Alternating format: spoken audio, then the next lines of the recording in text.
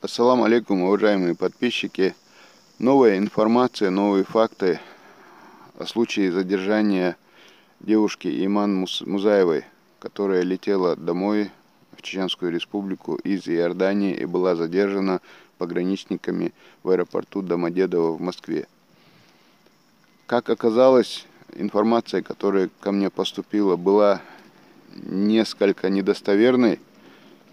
Я в своем видео, которое было выложено 17 ноября, сказал, что документ на возвращение ей выдали российские дипломатические службы, но их не признали российские пограничники в Домодедово.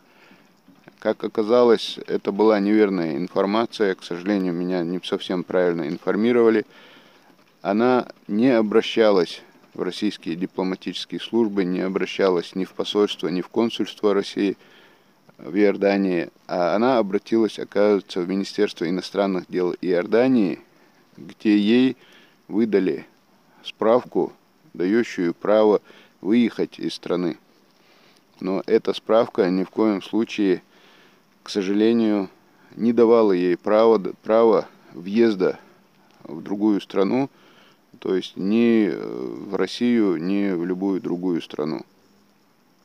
По этой причине пограничники не приняли этот документ в Домодедово, и она была задержана для выяснения этой ситуации. Это первое. Второе. Здесь после первого видео вчерашнего я видел недовольство некоторых авторов комментариев относительно того, что я сказал, что всего лишь за 3 дня была ситуация решена. Говоря это, я ни в коем случае не имел в виду, что для девушки эти 3 дня прошли легко и что это для нее не было испытанием. Нет, наоборот, для девушки это было тяжелейшим испытанием, потому что даже для взрослого человека, когда ты проезжаешь в какую-либо страну или куда-либо вообще, тот сам факт даже, что тебя задерживают какие-то государственные службы, даже на несколько минут, не то чтобы на час или на 2, даже на несколько минут, уже сам по себе является этот факт очень сильным стрессом. Даже для взрослого человека. А для молодой девушки, 17 лет, конечно, это было очень большим стрессом, очень большим испытанием, тем более пребывать ей там пришлось не в самых лучших условиях.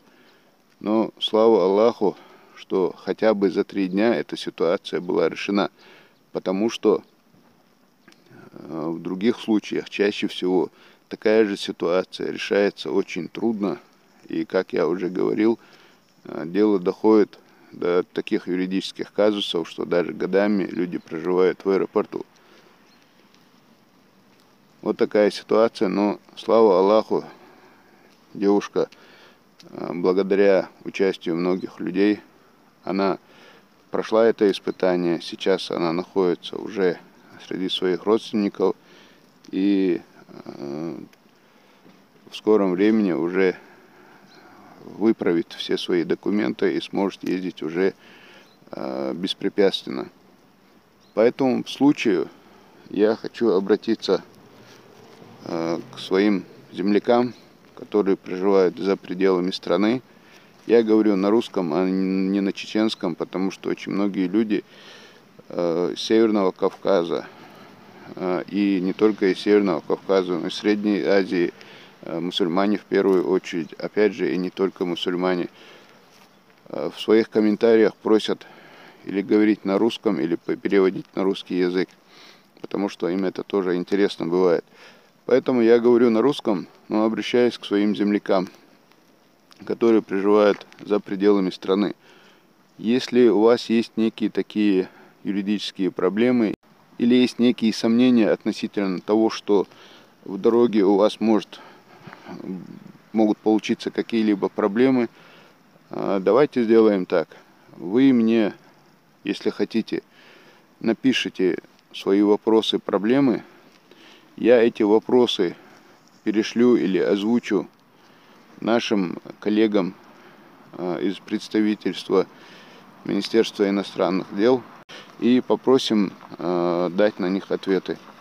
Давайте сделаем так. Если вы скоро должны отправиться в дорогу, и у вас есть некие сомнения или волнения относительно того, что у вас могут быть какие-то юридические вопросы, юридические проблемы в дороге, вот в частности в тех же аэропортах, на таможенных, пограничных службах, для того, чтобы в эти ситуации не попадать, давайте сделаем так.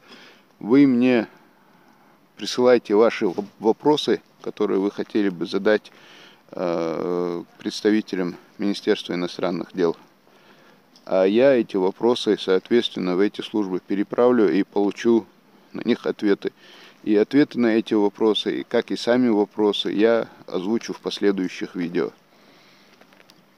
Я думаю, что если даже одному-двум нашим землякам мы сможем оказать помощь и оградить их от таких проблем в будущем, то это уже, как говорится, того стоит. Ваши вопросы присылайте, пожалуйста, на электронный адрес. Я его прямо сейчас напишу. isa.patriot@yandex.ru. Это мой личный электронный ящик, и на него, пожалуйста, присылайте ваши вопросы. Попробуем ответить в кратчайшее время.